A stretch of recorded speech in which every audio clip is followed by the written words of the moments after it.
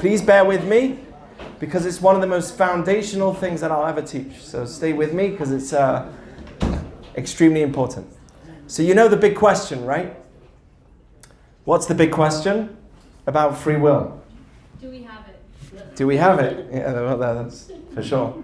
Right? Do we have free will? If God knows everything, then how is the decision that I'm making my own decision? If God knows everything, how is the decision that I make my own? He already knows what I'm going to do. Past, present, and future. Right? God's not a person. Remember that. I keep saying it. Not a person. Not like me and you. It's an infinite being. So, that's a question. Anything else? Why don't you start with the definition of what we're saying free will is? Free will. Do we have the ability to choose between good and bad? Do we have the ability to choose? Yeah, 100%. You do? Okay. Yeah, of course. Not according to many philosophers. Some did think that we do, and many didn't. There's a big debate in philosophy and science whether free will exists or not. So, there's another question, which is, how can I have free will? Not just, is there free will, but how can I have free will? Did I choose the land that I was born into? No.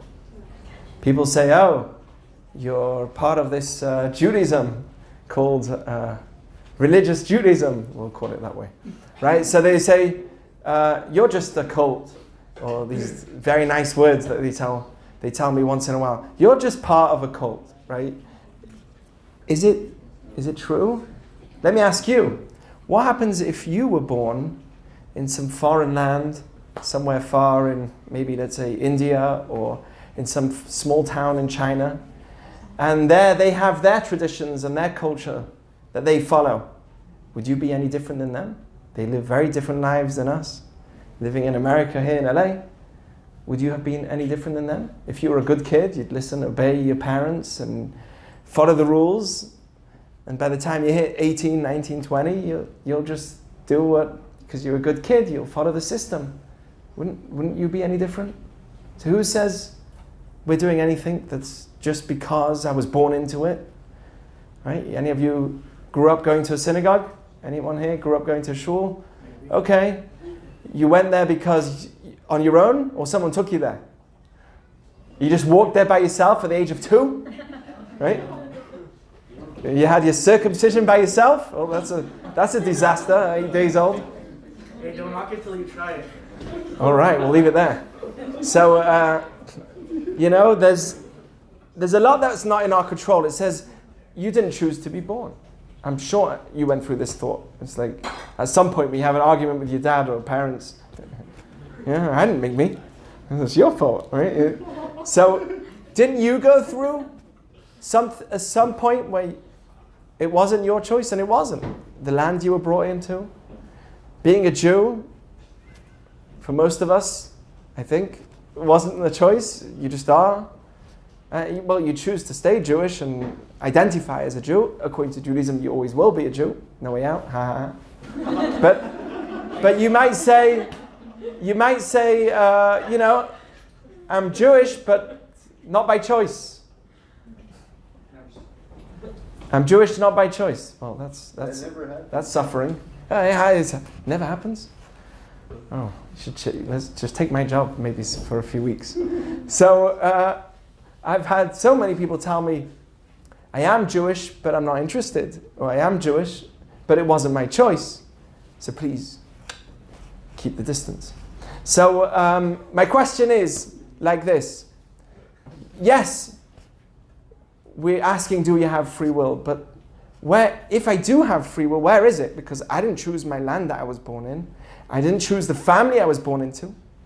I didn't choose the day that I was born, the year that I was born. I didn't choose most of it. I didn't choose my teachers. I didn't even choose the circumstances that I was put in. Didn't choose that. I didn't choose most things. So where is my choice? And is there a requirement to choose good? I mean, kind of. If Judaism says do mitzvot and don't do bad things, be a good person, well, there's free will. But where is it? if most of the things I do is not even my choice? I didn't choose my family, my teachers, my friends, nothing. I'm just a product of my culture. Make sense? Let me ask you on a deeper question, okay? A deeper level. Let's say you have a kid who grew up as part of a gang. A member of the Bloods or the Crips in LA. It's part of a gang. And ends up committing an act of murder. Goes to court, and they say, he committed murder, terrible, prison. But wait a second, was it his fault? Yes. All he knew, not entirely. Listen, if you did it, it'll be way worse, because we expect more of you. But that's all that kid knew. All that kid knew was guns, drugs, rock and roll, or whatever they say, right? And I won't say the next one, right? But that's all they knew. That's all the kid knew. What do you expect better of that kid? It was a situation where he had to kill because that's all he knew. There was the enemy in lines, the guy from the other hood. So what could I have done? Do you get the question? How can you even take somebody and convict him for the act of murder if really there was an outside? I'll tell you something even crazier. It says that someone doesn't, in the Talmud it says, someone never does something bad unless some crazy idea went into his head. Ruach shtut, a crazy idea. It's like a spirit took over him, and that's why he did something bad. Or her. No one does something bad unless the spirit kind of took over you at that point. And that's a good excuse. The spirit, it was the bad spirit, it wasn't me. But there's some truth here. How much of what I do is really me? That's the question. Okay? And the answer, straight up, is given by the Rabbi Eliyahu Dessler. I'm taking this talk from a few different teachers, mainly from Rabbi Mordechai Becher, who we brought here 2 years ago, before COVID. PC. Pre-COVID. So he came and he spoke to us about a different topic, but I'm very close to him. I've listened to a lot of his talks, taking a lot of what he said from there, and also from Rav Moshe Shapiro, and a great, great teacher, Rav Eliyahu Dessler, who lived in England actually, before the war, and he wrote many, many works on a lot of Jewish philosophy, and he talks about this idea. So he says like this: the truth is, you do not have free will in most areas. You know why I keep Shabbat? Because I always kept Shabbat. My parents grew me up that way. It wasn't my choice. It's obvious to me to do Shabbat. Nothing special. Maybe. But nothing much special. That was my thing. I was brought up that way. Michtav Meliyahu says, most of what you do is not your choice. You're actually a product of your surroundings. So what is your choice? It's called in Hebrew, Nakudat HaBechira. The point of choice, which is where you question yourself. Where I ask, should I do it or should I not? Should I do it? Should I kill that person? Or should I kill that person that way instead? That's the kind of question the Blood and the Crips guy would ask.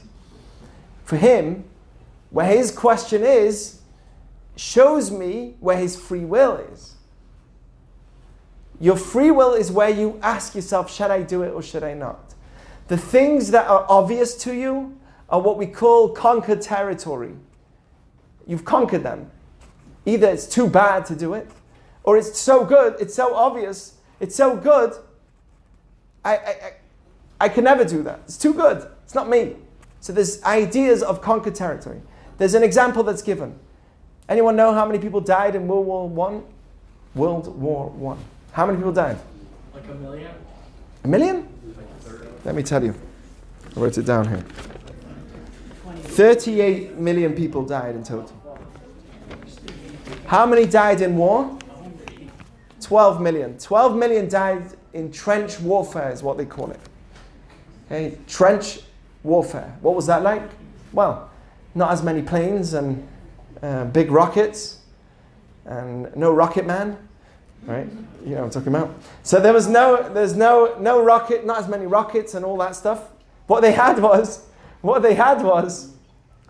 they had trench warfare. They'd have these guns, with a knife at the edge of it. And they'd make trenches, all happening in Belgium. The war was between London and Germany, England and Germany. And the war was happening actually in Belgium. From London to Belgium was what we call conquered territory. Let's say the British were the good ones. Not just let's say, they were the good ones. That's relative. That's relative. True. Free will. Right? They most of them didn't know better. So it's a good point. So from England to Belgium was conquered territory. Were there any Germans in that space? The war was happening in Belgium. It was trench warfare, face to face. Literally, they would build trenches, dig big holes, and they would hide in one side. And on the other side, the Germans would hide, and they would fight hundreds of meters apart from each other. From Belgium to Germany, there was no British people. Couldn't get there. If you were caught there, boom, you were killed. From Belgium to London, there was no Germans, right? It was conquered territory by the British. Everyone's getting me so far? Belgium was in the middle. That was where the war happened. And there was conquered territory. From England till the trenches of Belgium, conquered by the British. From Britain, from Belgium till Germany, conquered by the Germans. That was conquered territory. Where was the war happening? In Belgium. That's exactly how it works with us. There's a battle going on. There's certain areas that are conquered territory, areas in our lives that are obvious to us that it's good. It's obvious that I shouldn't steal, most people here think, right? It's obvious that if I go to a store and I pick something off the shelf, I go pay for it, I don't just walk out of the store. It's obvious. No, anyone here is thinking, should I steal from the store and run out without paying? Don't put your hand up because someone might call the cops, right? But most likely, people here are not thinking that way because you were brought up in a way where it was obvious that you shouldn't do those things. So that's good, which is conquered territory. And for most of you, it's obvious, it's very obvious that murder is a terrible thing and you shouldn't do it. That's conquered territory. There's areas in your life which is conquered. There's also, for some people here, they're questioning, should I date a Jewish girl or a non-Jewish girl? Should I date a non? For some people, it's obvious that I shouldn't date a non-Jewish girl. I have to date a Jewish girl. Or for a girl to say, it's obvious to me that I should only date a Jewish guy. Right? So for you, if it's obvious, then it's conquered territory. That means, but you've conquered it. It's yours. For somebody else, it might not be. Everyone's getting me so far? So here's the question. Maimonides says this question, and he says like this. We're going off now a bit, but I'm going to go back to free will, and we're going to answer lots of questions tonight. So Maimonides asks like this: how should a person look at himself? Should I look at myself as good,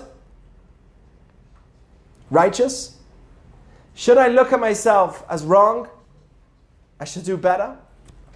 Or should I look at myself as in the middle? Hands up for in the middle. Okay, we've got a few. Who thinks I should look at myself as not good enough? Eitan. Okay, I need to do more. Right? I need to do more. Okay. We're talking about spirituality here in terms of mitzvah.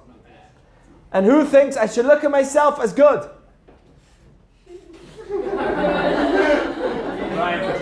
Now I'll tell you there's truth to all of it. Looking at yourself as good means that you're motivated. And you say, I'm good, let me do more. Looking at yourself as, I'm not good enough, I could do better, is also sometimes good. Because if you can handle your pressure, you'll do more. Now looking at yourself at the in-between, why would that help? In-between? Maimonides says you should look at yourself as in-between. I'm not righteous, and I'm not bad. I'm not good enough, and I'm not perfect. I'm in between, right in the middle. Why? He says, because that way, every single second you'll say to yourself, I just need to do one more good deed, and then I'll be good. One more good. I'm in between. I'm not the best. No pride. And I'm not the worst. I'm in between. Just one more good, and I'll be better. Once someone went to Rabbi Ovadia Yosef, says to him, listen, I listen to the Maimonides, and he says you should be in between. So I'm in between. But then, an hour later, I went to my parents, and I honored them. I gave them a gift. I honored them. I did the mitzvah of Kibud Avim. So that's it. I'm righteous now. Huh? What should Maimonides say to that? No. One more thing. Rabbi Ovadia Yosef says, well, honoring your parents, maybe you had an interest there. It wasn't done fully. There's always a chance you didn't do it with your heart. You know what? Go and do another mitzvah. You're a Benoni. You're still a Benoni. You're in between. So he went and he said, okay, you know what? I'll do another mitzvah. He went and gave some charity, comes back running to the rabbi and says, Rabbi, I did charity now. I'm righteous. He says, no, it's true, you did it and you gave charity. But when it comes to charity, there's also looking at how much you've earned this year and how much profit you had. Are you giving everything according to the amounts, the 10%? Oh. And again, he went and another mitzvah. He comes back. Again, Rabbi Ovadia says, no, but maybe there's a chance that in that area you're good at, but there's another area that you need to still work on. And eventually, basically, a person can leave always and always should leave as an in-between. I'm in between. Never should I be too high with myself, saying, oh, I'm perfect, because then I'm going to be not motivated to move more. And never should I be too lowly with myself and say, I'm worthless. I'm the creation of God. I can do a lot. Well, am I? I'm in between. That's what Maimonides says. Good? Now, we all know that Rosh Hashanah is coming up. What's Rosh Hashanah? Head of the year. New Year, head of the year. Head of Shana. Head is where the rest of your body is controlled. Rosh, in Hebrew, it doesn't say Chadash, Shana Chadasha. It says Rosh Hashanah.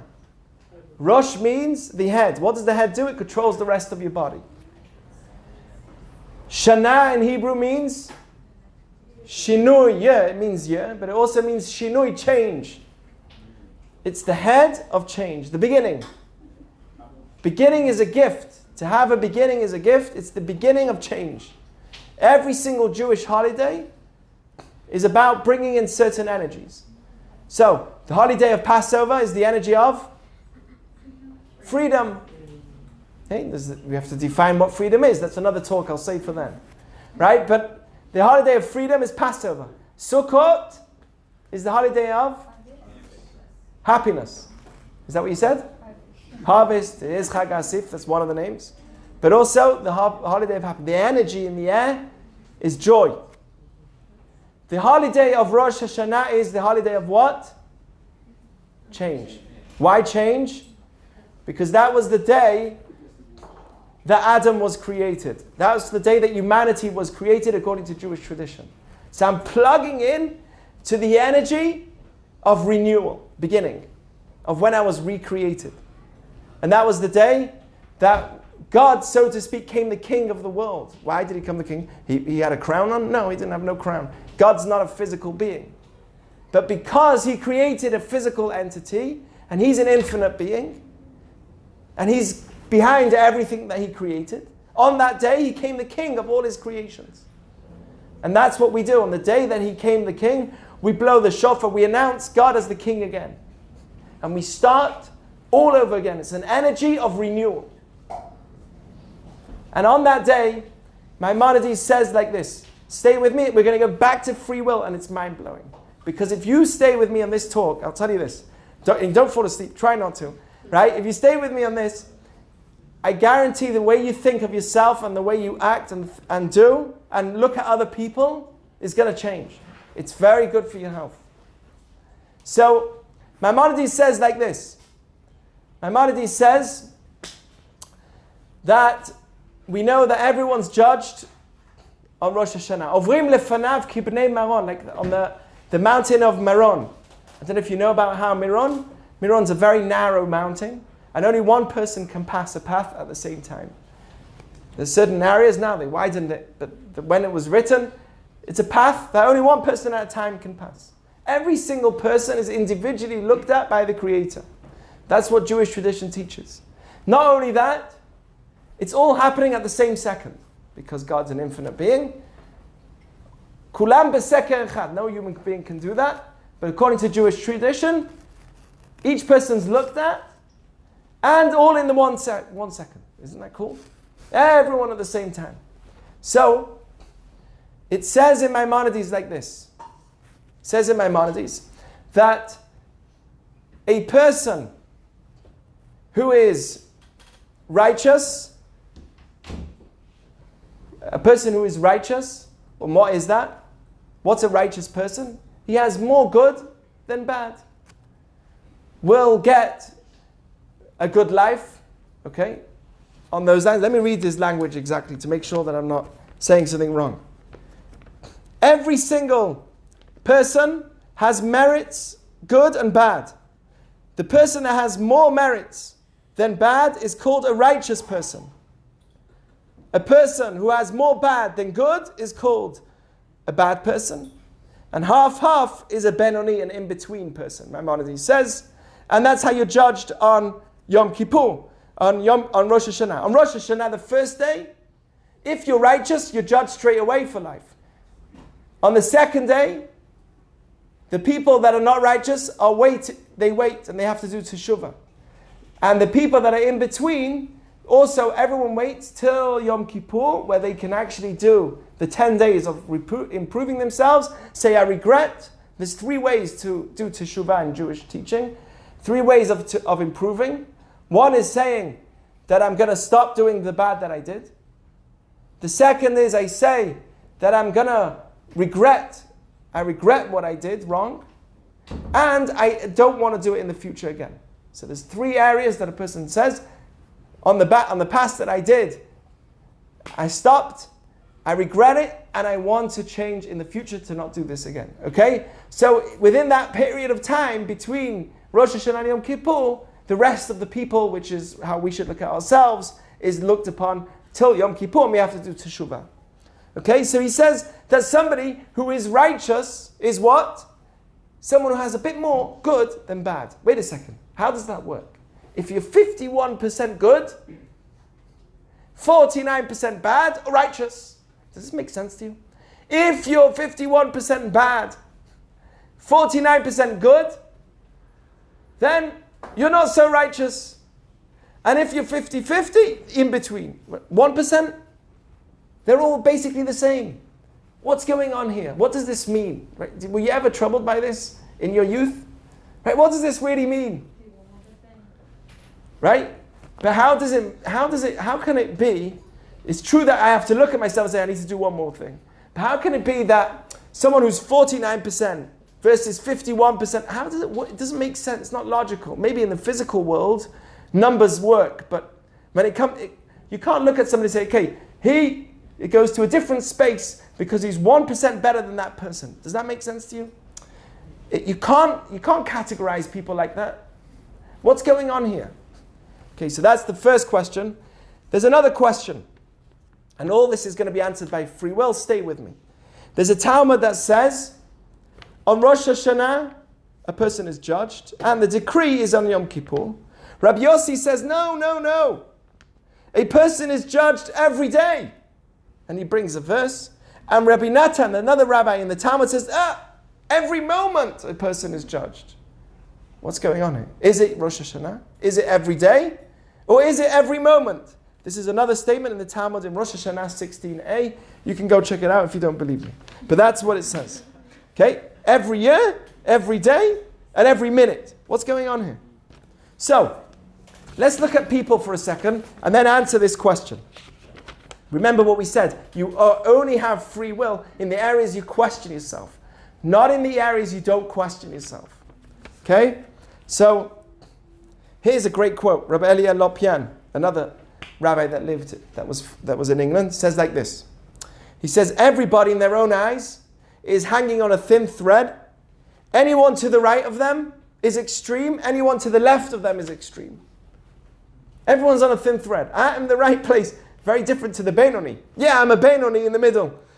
But in the best middle, on the top of the mountain, everyone's extreme to my right and everyone's crazy to my left. That's what he said. Why? In their eyes, they're not like that.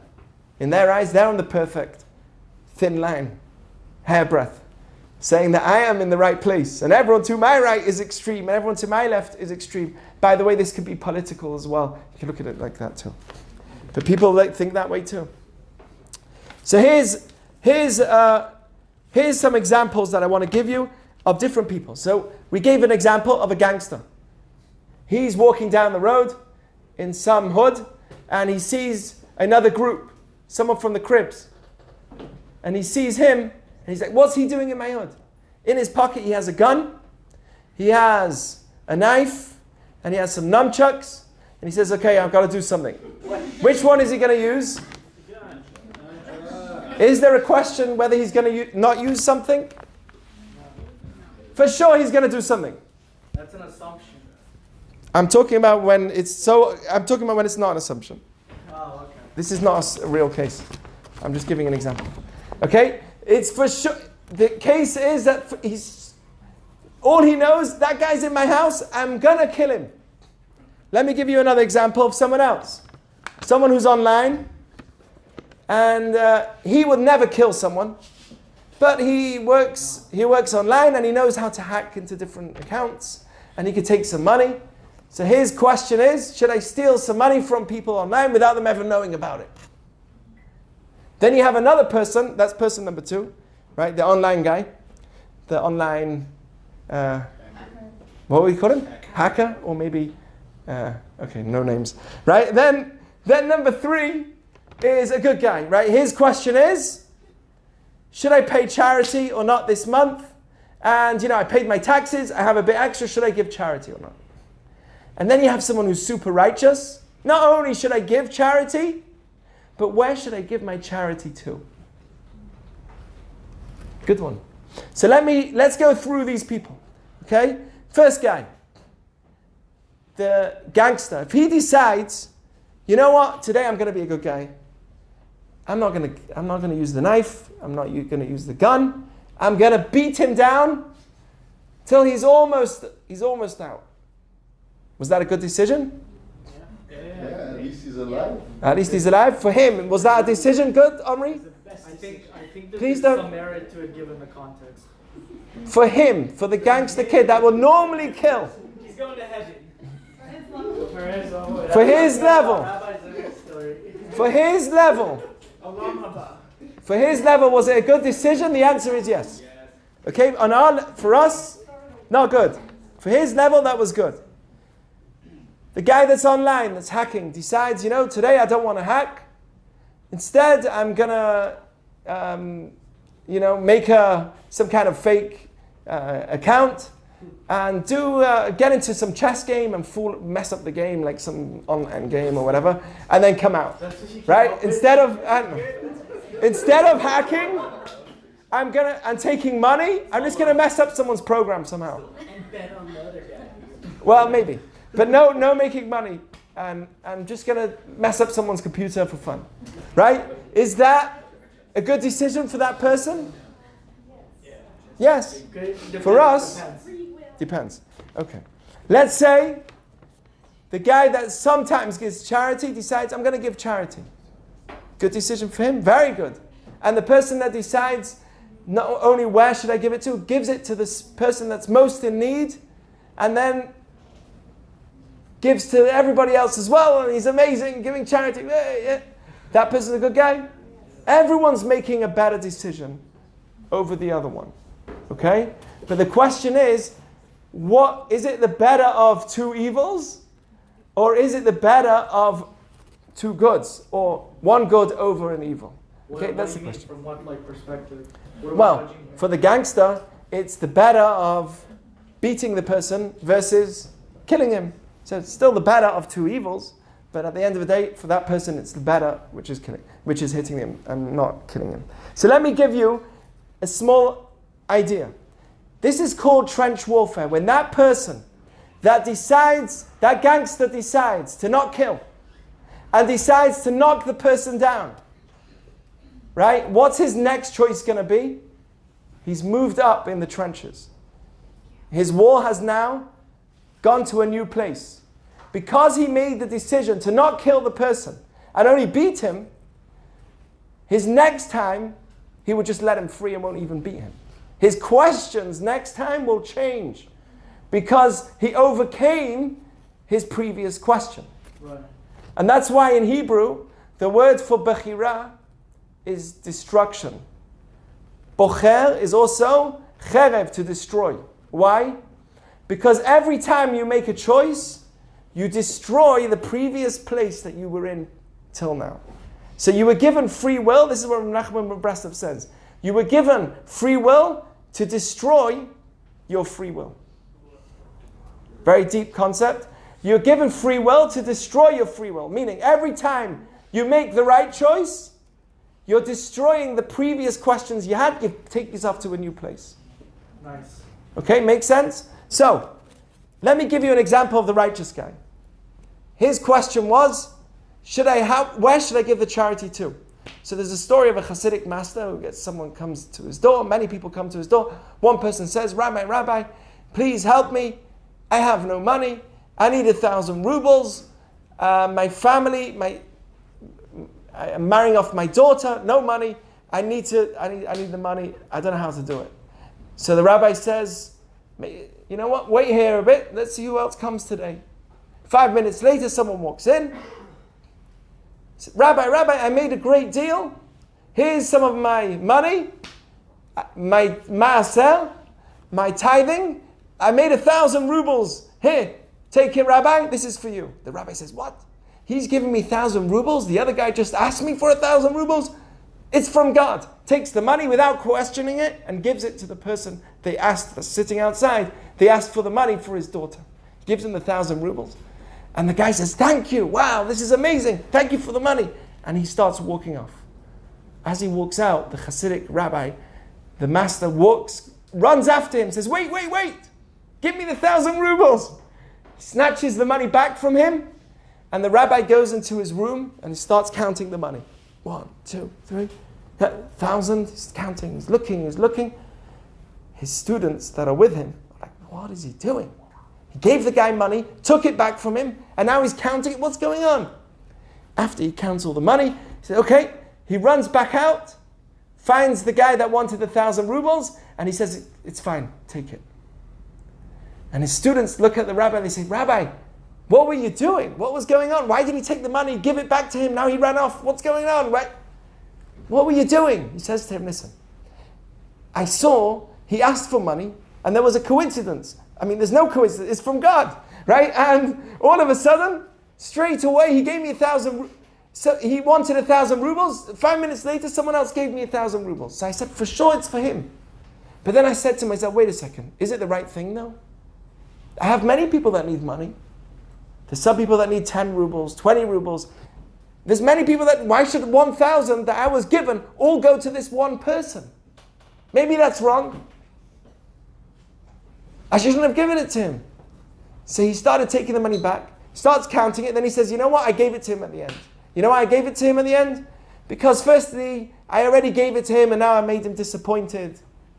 It's not fair. Secondly, it was so close to the time that he asked that someone else gave $1,000. It's for sure a sign. And I gave him all the money.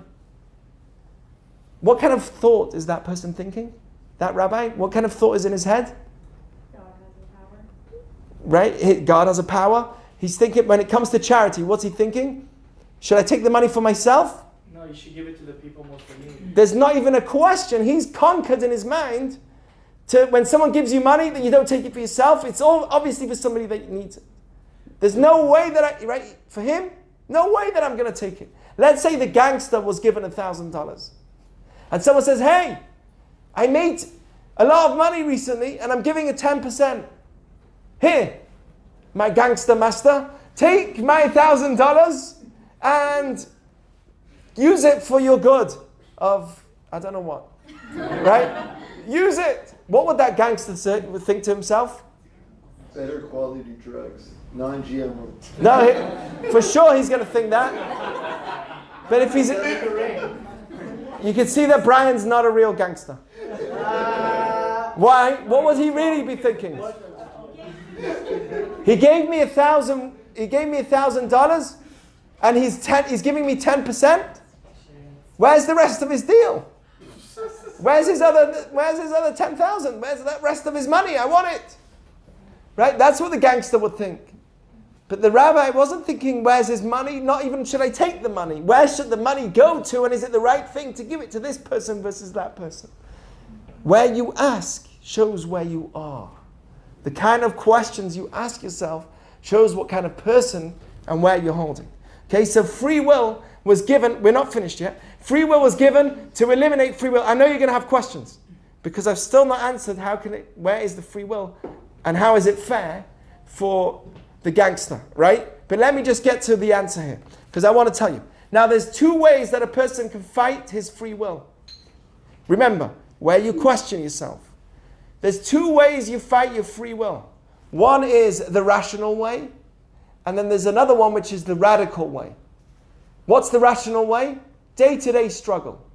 Should I go? Should I get up? Should I not get up? Oh, you got up today? Tomorrow's going to be much easier to get up.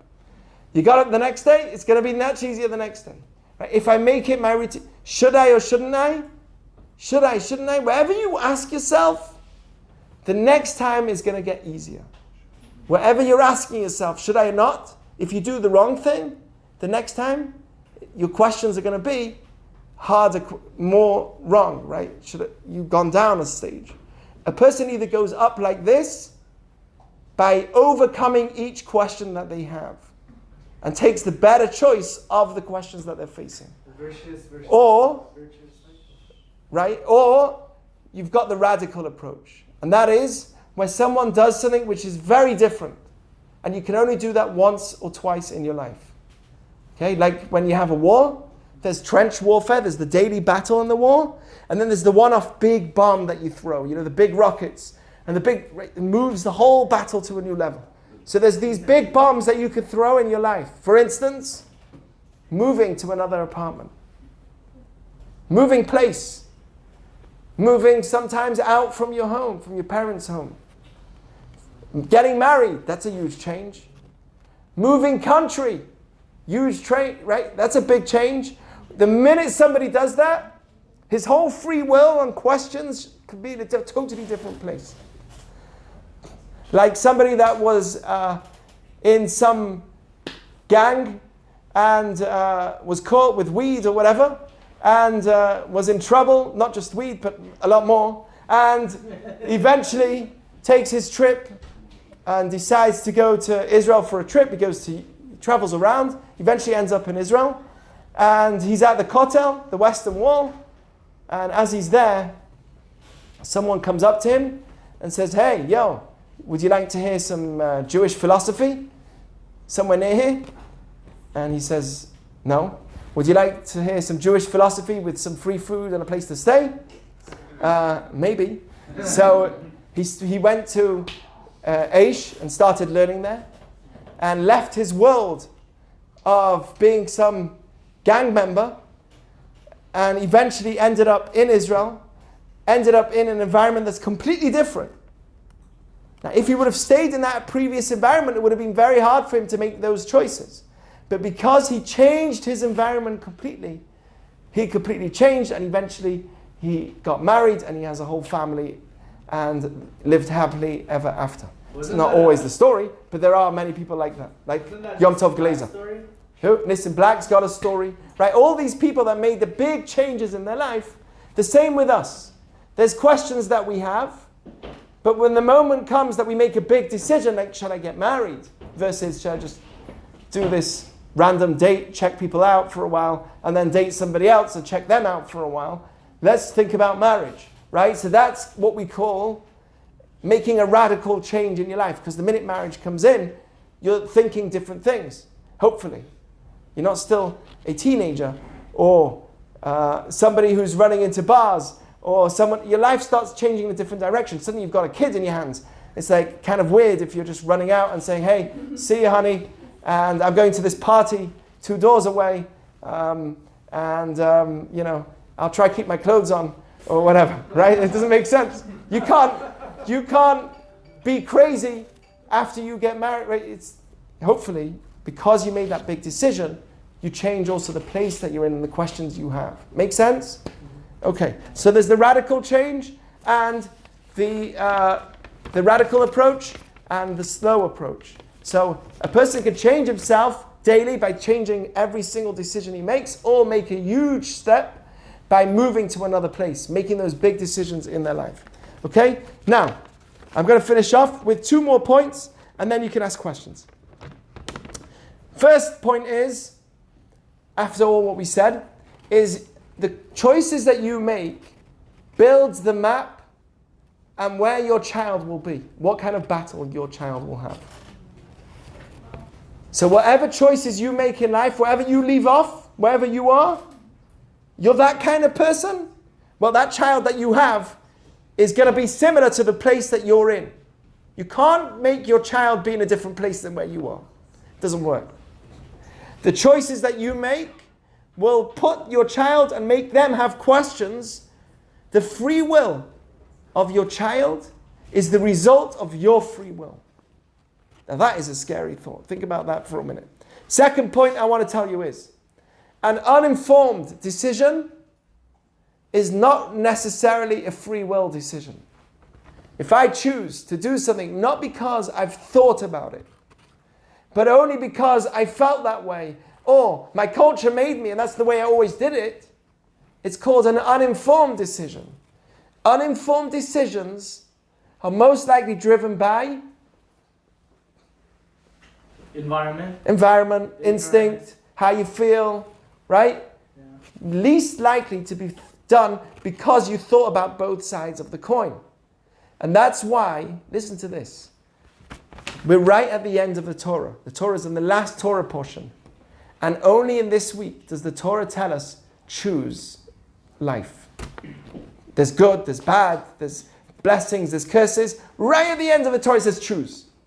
Make the right choices. Why right at the end? Why not right from the beginning? Isn't this a book of how you should live? Why at the end? Because if you read the whole book and you understand what it says, you see the 2 sides of the coin. Then you can make a real choice. It says, don't just follow your heart. Following your heart, how you feel. Sorry. I will go just with how I feel in my heart. That's what it says this week. That's the worst. That's the worst way that a person can live. An informed decision, right? That's when you know both sides of the coin. You know exactly what you're doing and both situations, and you make the choice to both ways, right? Whatever way you do. The thing is, if it's really, really informed, and you make that choice, you're going to conquer the free will. You'll conquer it, and it'll be obvious that you should have taken that path. Then it's not even a question anymore. You've now got a new question in your free will. But just understand that an uninformed decision is not really a free will decision. It's just instinct. Another thing that I want to tell you, a few points that's very important. What I'm talking about is not free will, choice of what color socks I should wear today. Right? This is what Rabbi Tat says. It's not about basic things of what color clothing. Those are all instinctual. The only thing that we're talking about is how you react to circumstances that you're in. The way that you react to spirituality, whether you're going to do good or bad, that is something that's where we're talking about free will. The good over evil. That's where free will is at. Not in an area where it's just an instinctual thing. It has to be an area of questioning, should I do this or not? In an area of good over bad. Blessings over curses. Right? That's where it says, Akol min hashamayim chutz mirat shamayim. Everything is from heaven. Besides for the fear of heaven. Meaning, where you're born, the family, all of the circumstances you're in is not your choice. How you react to the circumstance, that is your choice. And that's another reason that when you look at the Torah, it says, I'm going to finish up with one thing. It says in the Torah, choose. It says choose good. It doesn't say choose good. Do you know what it says? choose life, not choose good. It says, look, there's good, there's bad, there's blessing. Is the AC working, by the way? It's stopped. I actually put it, Oh. or it was too cold. Oh, really? Well, Maybe it's my jacket. So it says, look, before you, there's blessings, there's good, there's bad, there's curses. That's what the Torah says. And then it says, Ubachata b'chayim, choose life. Why does it say choose life and not choose good? That's in the movie. It should have said, choose good. It didn't say choose good, it says choose life. Anyone have a good answer? Because life is Go on, Izzy. complicated. Because there are times where you have to do bad in order to save a life. That's good. What may appear to be bad in order to do good, good is let's say abstract, right? It's not, it's dependent on the situation. Yeah, go on. Life is full of choices. Life is full of choices, and therefore? So it's choose life. Your life is of choosing. So you're choosing to choose. Your life is of choices. It's a reinforcement that you have free will. Is like choose life. Choose free will, choose good or choose life, because life is in itself free will. Yeah. And I like that. It's very interesting. Anyone else? Any other ideas? So far we said good, It's, right? If you choose bad, it's like you're not living according to that. What do you mean? It's like obviously you're supposed to choose good. Good equals life in this. In this context, good is life. Good is life. So it says if you choose life. Bad, it's like if you choose wrong, you're not living up to your potential, perhaps, or you're not living. Once you choose bad, you're not in the world of living, because you're not living to your fullest extent, right? Good? Yeah?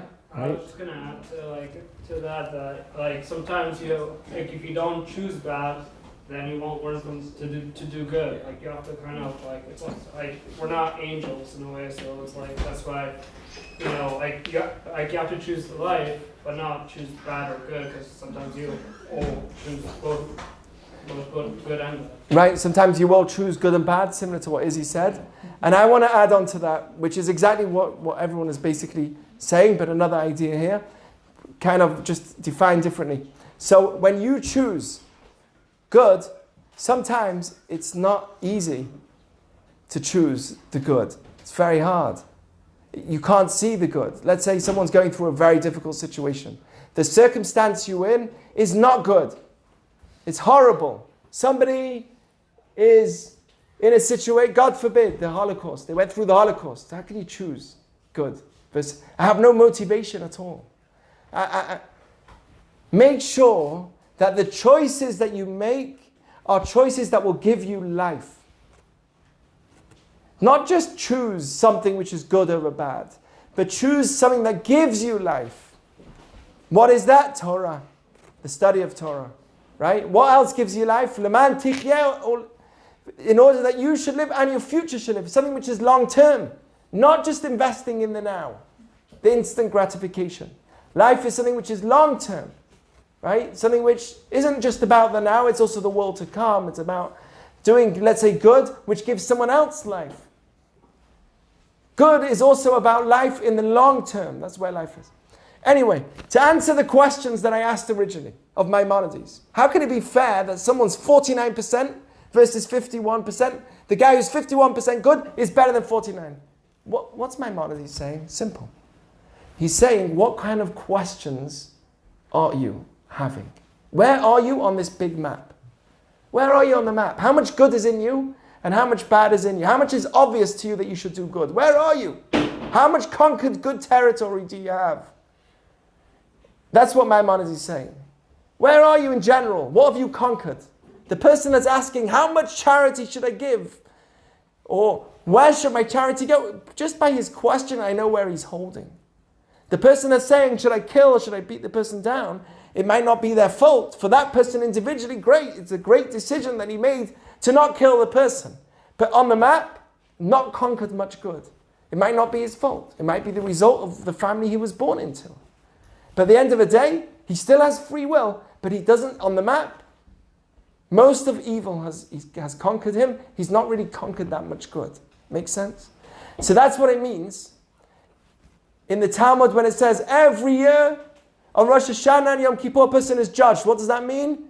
They look at you, where are you on the map? What kind of questions this year do you have that are different than the questions last year? You're asking the same questions this year as you did last year? If you did, then you're in the same place. You're not conquered that much. Where are you on the map? But Rabbi Natan and Rabbi Yossi, they argue. They say, no, also every day you're judged. They're not really arguing. They're saying that's just, in general, individually, every time you make the right choice, you're now judged because you're now put into a new place. Every second, Rabbi Natan says. Rabbi Yossi says every day. Rabbi Natan says every second. Because every second you make the right choice or the wrong choice, you're now being judged based on where you are. You're in a different place. So, that is the answer to all the questions in general. And I would just tell you about this. I don't know if you've heard of this book. It's called The Other Wesmore. Have you heard of The Other Wesmore? A lot of people learn this in school. It's one of the books they learn in school literature. Here's the story. 2 kids named Wesmore. They were born blocks apart within a year of each other. They both grew up without a father in similar Baltimore neighborhoods and had difficult childhoods. They both hung out on the same street corners with their crews. They both ran into trouble with the police. How then did one grow up to be a Rhodes Scholar, decorated veteran, White House fellow, and a business leader, while the other ended up a convicted murderer serving life sentence? This is the book of The Other Wesmore. Wesmore was reading the newspaper. He sees his name, convicted to prison. He's like, wait a second. My name from Baltimore. Me? I'm a guy, White House fellow. How did this happen? And because of that, he decided to write a book. A person, my friends, based on the right choices, right now, can have a massive effect on your life 10, 20 years from now. We think of them as small little seeds that are now, but they have a huge effect 20 years from now, 30 years from now. And by the way, that was my belief ever since me and Shira. Ever since we did this job, you impact somebody, even smile to them simply, you say hello to them slightly. So within a year or 2 years, you planted a seed. And that could help them, whether it's mental health or maybe even religiously, to become a bit more involved and to have a family and to have Jewish children. That could happen. So when it comes, and I have many stories, many. We have a lot of stories of things like that. So a person needs to know when you make the right choice, it's not just a choice from now. It's a choice for your children and your grandchildren. And for them also, where their free will is going to be is based on the choices that you make. So that is my blessing to you all, that you should all have the koach, the strength to find where your free will is and to overcome your challenges and always grow to becoming the best person that you can be, and to always having a life filled with meaning and purpose and goodness, and only to be in the world on the map where lots of good has been conquered in you, and it's obvious to you that you should do Shabbat. It's obvious to you that you should marry someone Jewish. It's obvious to you that you should be good and kind and follow the path that you were brought up into, and even strengthen it on another whole level. So that is my prayer to everybody that's here. Are there any questions? Thank you. Yeah, sure. Because I was always brought up that whatever's meant to be is meant to be. Hashem is always designed Right. Everything's argument to be. Right. My dilemma, I've always struggled with the idea of free will. Whether I choose this or that, it's going to happen. So what does my decision impact exactly? Whether I'm going to go there, okay, fine, I'm going to get a little hurt along the road, but I'm still going to end up that way. So it's, am I choosing the right way? Am I still going to end up the right way? It's that question. Or somebody who, for example, starts, like the idea of being raised a certain way. Do you still have that way out? You didn't choose how you were brought up, but are you going to be able to attain that path? That kind of, and it's so different. No, not at all. That is basically the question that we said, which is that if God knows everything that's going to happen to you, then where is your free will? And the truth is, God does know. But who says knowledge is a contradiction to free will? Let's say I'm on a helicopter. It's not like that with God, but let's say I'm on a helicopter, my vision is that I could see exactly the path that somebody's going to take. I see that he's going here. For him, he's traveling. 5 minutes, he says to his wife, I'm going to be home. I'm looking up from the helicopter, no, he's not going to be home in 5 minutes. In 2 minutes from now, he's going to be in traffic. I could see it. Does that change whether that person made a choice or not to be on the way home? He still made that choice to come home. Just, I saw that the result of how things are going to happen for him wasn't in his control. He thought he's going to be there in 5 minutes. But you know what? It wasn't going to be 5 minutes. It was going to take him 45 minutes. I saw from my helicopter. So just because I see that a kid is going to make the wrong choice. I have 5 kids. I know a lot of the times what choice, right, some of my kids are going to make. Right? The boy is just not going to listen to me. Right? He's not. Right? Just guys and girls are very different. So I see it. You know, you could tell me something, but I see it. So what my boy is gonna go this path. I see him gonna do that. It doesn't mean that he's still wrong. He should have listened to me. I said, don't do it. I saw he's gonna do it, but he's wrong. Yes, he's wrong because I said, don't do it. I saw he's about to press it. He saw me, and still the opposite. When I know that God is watching me, then the opposite. How did I go against him? It's like a father says, don't touch the light. And the kid went and touched the light. How dare you? I just told you not to. That's the wonder of this world. That even though God sees me doing the wrong thing that's damaging for me, still lets me do it.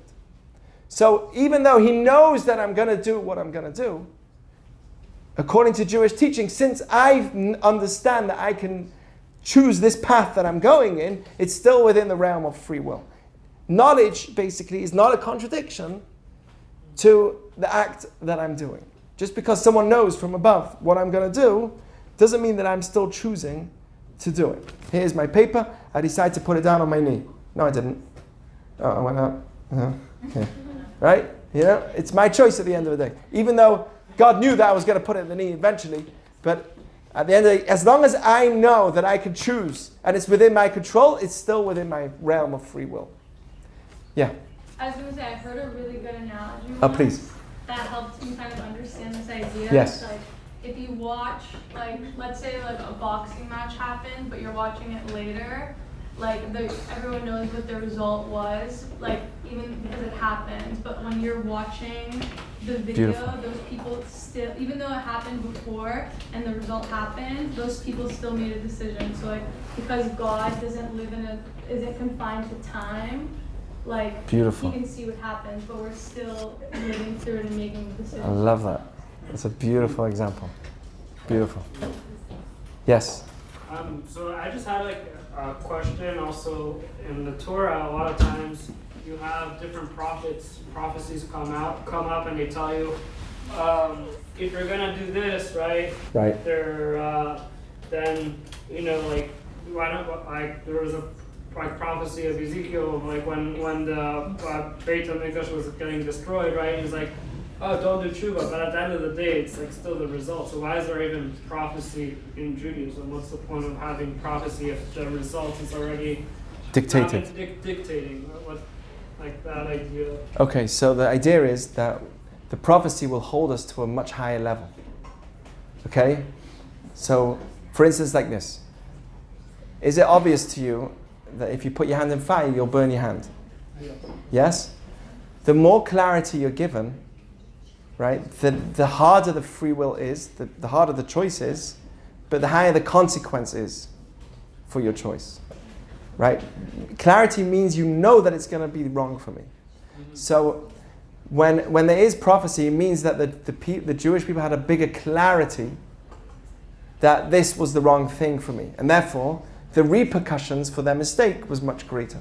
To fall into place with the wrong decision that they made. So the higher the knowledge that I'm about to do is wrong, the higher the result is the repercussions of my mistake. So for instance, if we would do the things that was written in the Torah that they shouldn't have done at the times of the temple, we wouldn't see the results, the punishments of it as much. Why? It would happen at some point. We'd have to be clean for the mistakes that we did, but we wouldn't see it as much. Why? Because we'd have less clarity. The more clarity you have, the more confined your free will is. Okay? So would you have a choice to put your hand in fire? If you know that it's so obvious to you that you'll burn it, so you still have free choice, yeah, you could burn it, but it's so obvious you're going to burn it, it's going to be hard to do it. Right? So the more clarity you have, the harder it is to do something, and therefore the repercussions for it is going to be greater. Yeah? So just to kind of like piggyback on that, right? Let's say someone comes up to you and says, all right, if you take a plane tomorrow, right, that plane's going to crash and everyone's going to die. Okay. And they tell you that the day before.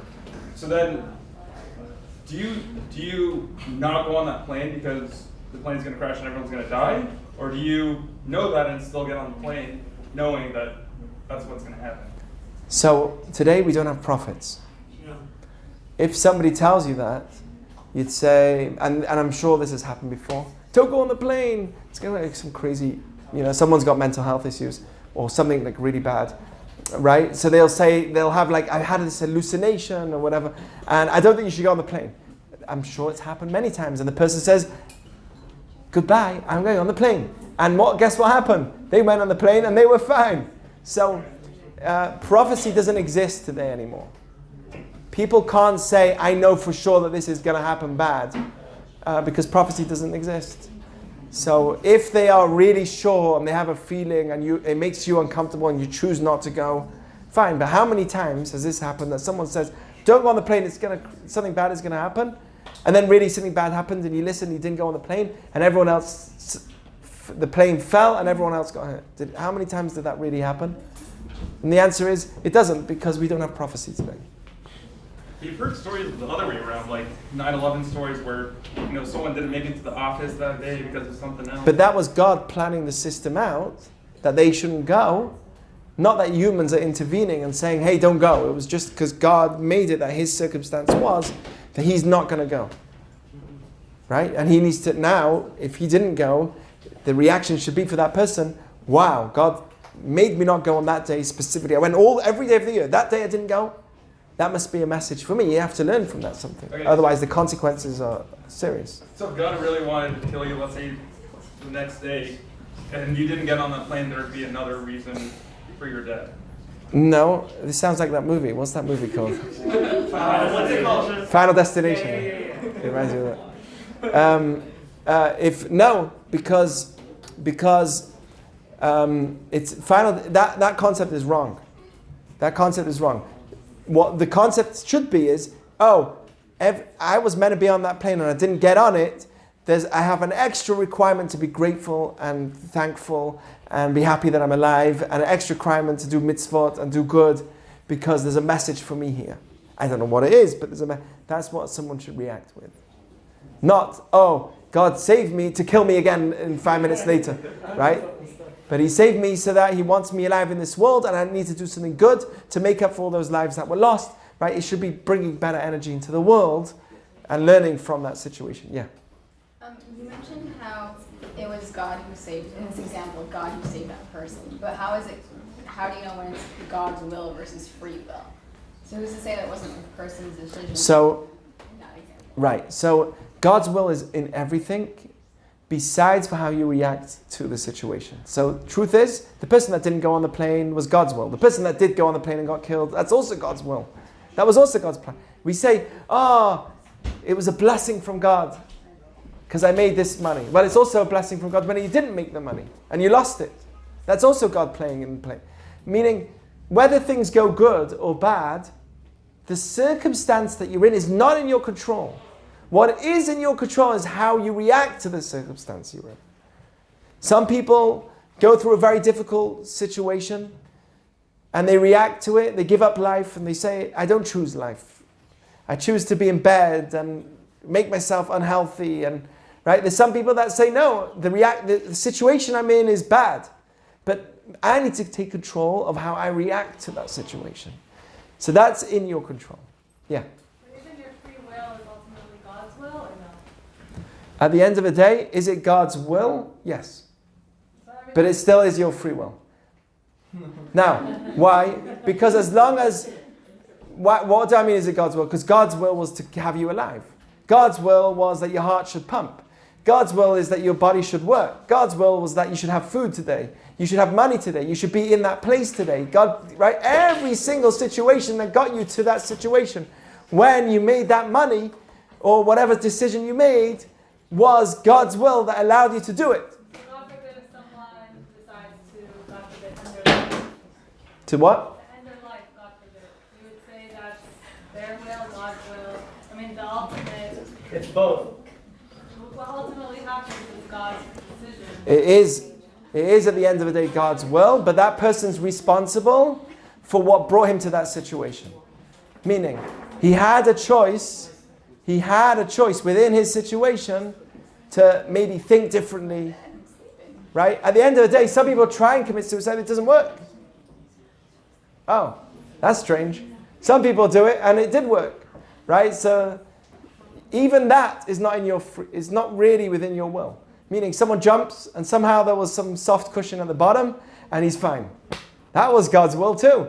Right? So even within that, there's obviously, if the person does pass on, then it's within their will.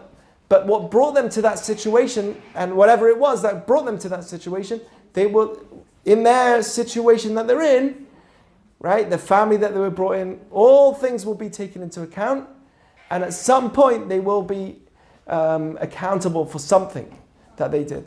We can't know for sure. By the way, suicide is one of the worst things you could do for your neshama. It makes the soul completely, in Kabbalah and teachings, suicide makes the soul really go through a very difficult process after. You think it's going to be easier. No one likes this world. Most people don't like this world. This world's not an easy place to be in. Right? At some point, you start losing people and this and that. It's not an easy place to be in. This world has work and demands of you. No one has it easy. Right? But people think that by taking myself out of this world, it's going to be easier because then I'm going to be in an eternal bliss. Well, Jewish teaching says that as soon as a person dies, your soul lives on. And that's going to be a very painful process. The neshama is lost. And it's in a certain, it goes to a special place. It's very painful. It's not worth making that decision at all. You're given life. Every second you've been given that life, use it for as much as you can, no matter what situation you're in. It's not easy to say, but that's the rule. Any other questions? Yeah.